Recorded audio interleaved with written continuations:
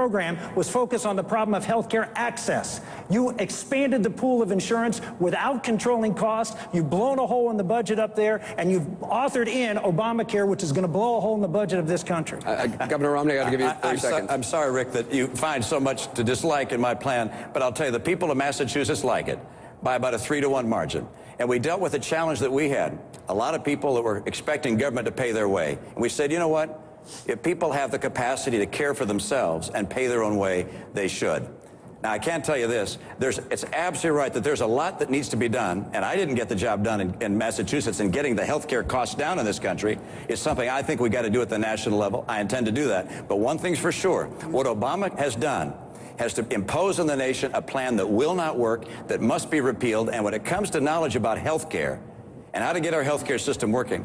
I may not be a doctor like this one right over here, but I sure understand how to bring the cost of healthcare down and how to also make sure that we have a system that works for the American people. You didn't do it. Speaker Gingrich?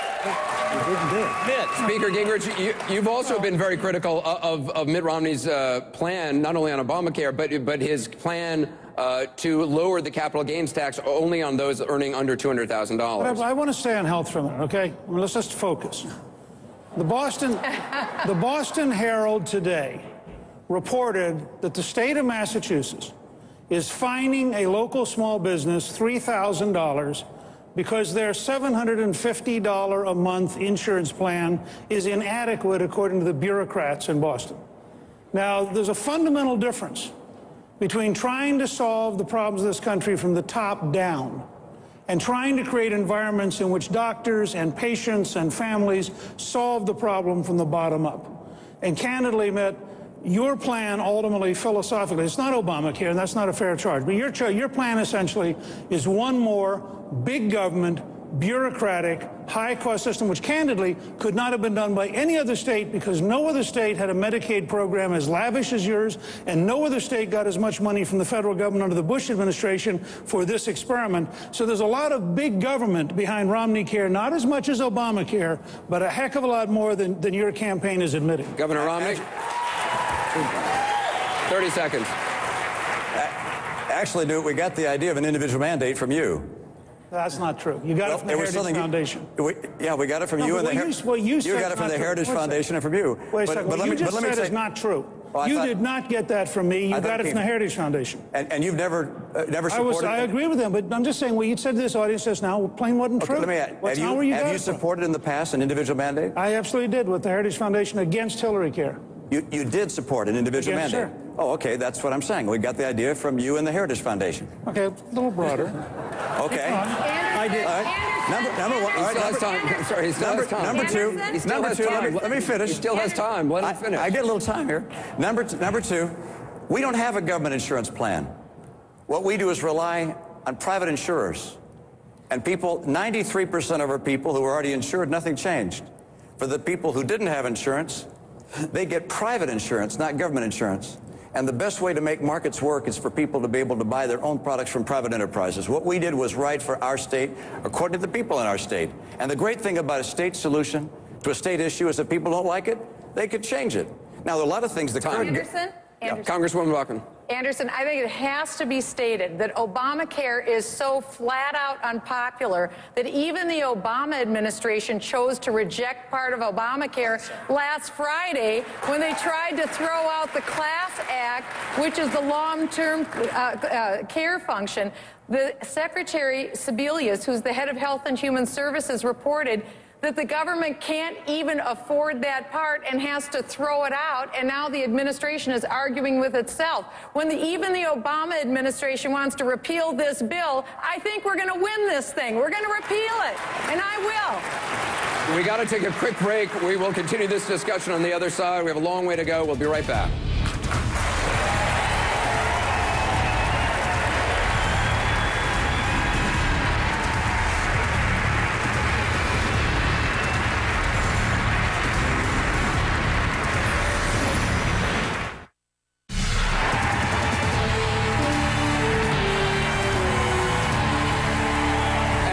To the continuing debate.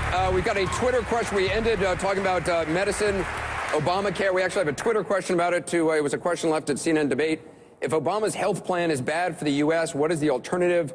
and how will you implement it? Congressman Paul, is there any aspect of Obamacare that you would like to keep, whether it's keeping kids to stay on their parents' insurance until they're 26 or no pre-existing conditions? Really not, because he's just adding on more government. There's been a lot of discussion about medicine, but it seems to be talking about which kind of government management is best. But our problem is we have too much. We've had it for 30, 40 years. We have Medicare, we have prescription drug programs, we have Medicaid. And what we need, I mean, there's a pretty good support up here for getting rid of Obamacare because it's a Democratic proposal. And we want to opt out. I think we'd all agree on this. But if you want better competition and better health care, you should allow the American people to opt out of government medicine. And the way to do this is to not de-emphasize the medical savings account, but let people opt out, pay their bills, get back to the doctor-patient relationship. There is inflation worked into it. When the government gets involved in an industry, prices always go up. We have tort laws to deal with, and we need more competition in medicine. But the most important thing is letting the people have control of their money and get it out of the hands of the third party. As soon as you go to the government, the lobbyists line up, the drug companies line up, the insurance companies line up, and even with Obamacare, the industries, the corporations get behind it and affect the outcome, and already insurance premiums are going up.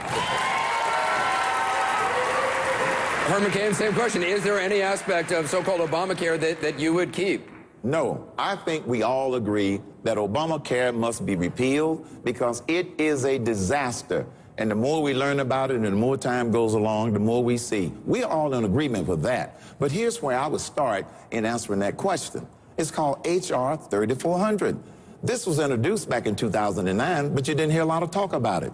Instead of government being imposed on our system, it basically passes market-centered, market-driven, patient-centered sort of reforms to allow association health plans, to allow loser pay laws, to allow insurance products to be sold across state lines, and a whole list of other things. So that's a great place to start. It allows the patient and the doctors to make the decisions, not a bureaucrat. I'd start with H.R. 3400. Governor Perry, in the last debate, Governor Romney pointed out that Texas has one of the highest rates of uninsured children in the country, over 1 million kids. You did not get an opportunity to respond to that. What do you say how do you explain that? Well, we've got one of the finest healthcare systems in the world in Texas. As a matter of fact, the Houston, Texas Medical Center, there's more doctors, nurses go to work there every morning than any place else in America. So the idea that you can't have access to healthcare, some of the finest healthcare in the world, but we have a 1,200-mile border with Mexico. And the fact is we have a huge number of illegals that are coming into this country. And they're coming into this country because the federal government has failed to secure that border. But they're coming here because there is a magnet, and the magnet is called jobs. And those people that hire illegals ought to be penalized. Admit you lose all of your standing from my perspective because you hired illegals in your home and you knew about it for a year. And the idea that you stand here before us and talk about that you're strong on immigration is on its face the height of hypocrisy. Governor Romney? Rick, I don't think I've ever hired an illegal in my life. And so I'm afraid, I'm looking forward to finding your facts on that because that just doesn't... I'll tell you what the facts are. Rick, again, you had them, Rick, I'm speaking. The newspaper, I'm speaking. Time for you to tell the truth. You get 30 seconds. Time for you this to is tell the way the rules Matt. work here is that I get 60 seconds. Well, no, but the American and then you get 30 seconds to respond, right? And they want Anderson, to hear you say that you knew would you please wait? Working. Are you just going to keep talking? Or are you going to let me finish with what I have to say? Look, Rick. I thought Republicans followed the rules. This has been a tough couple of debates for Rick, and I understand that, and so you're going to get testy. But I'll tell you what. Let me take my time, and then you can take your time. Right. All right? Have at it. All right. My time is this, which is I have in my state when I was governor, I took the action of empowering our state police to enforce immigration laws. When you were governor, you said I don't want to build a fence. You put in place a magnet. You talk about magnets. You put in place a magnet to draw illegals into the state, which was giving $100,000 of tuition credit to illegals that come into this country. And then You have states, the big states of illegal immigrants are California and Florida. Over the last 10 years, they've had no increase in illegal immigration. Texas has had 60% increase in illegal immigrants in Texas. If there's someone who has a record as governor with regards to illegal immigration that doesn't stand up to muster, it's you, not me. Governor Perry, you have 30 seconds. You stood here in front of the American people and did not tell the truth that you had illegals working on your property, and the newspaper came to you and brought it to your attention, and you still, a year later, had those individuals working for you. The idea that you can sit here and talk about any of us having an immigration issue is beyond me. I've got a strong policy. I've always been against amnesty. You, on the other hand, were for amnesty. I got 30 seconds, then we got to move on to another immigration question. You wrote an op-ed in the newspaper saying you're open to amnesty. That's number one. Number two, we hired a lawn company to mow our lawn, and they had illegal immigrants that were working there. And when that was pointed out to us, we let them go. And we went to them and said, you have a problem with allowing someone to finish speaking. And I suggest that if you want to become president of the United States, you got to let both people speak. So first, let me speak.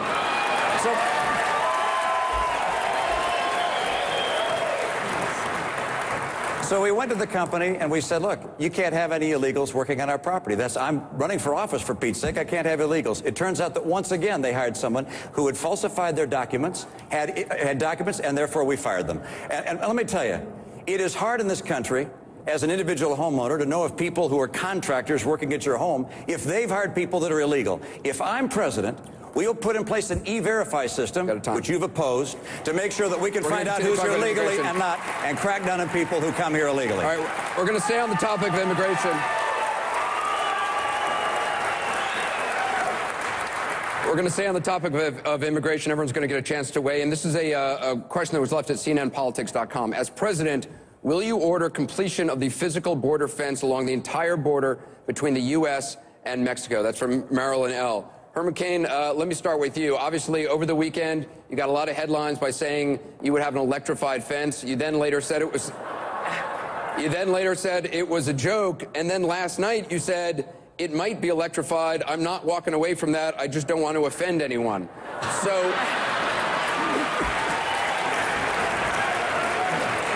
So would you build an entire fence along the entire border, and would you have it be electrified? Allow me to give the serious answer. Yes, I believe we should secure the border for real, and it would be a combination of a fence, technology, as well as possibly boots on the ground for some of the more dangerous areas. I don't apologize at all for wanting to protect the American citizens and to protect our agents on the border. No. Secondly, the second thing that I would do, I believe in let's solve the whole problem. We must shut the back door so people can come in the front door. Secondly, promote the existing path to citizenship by cleaning up the bureaucracy in Washington, D.C.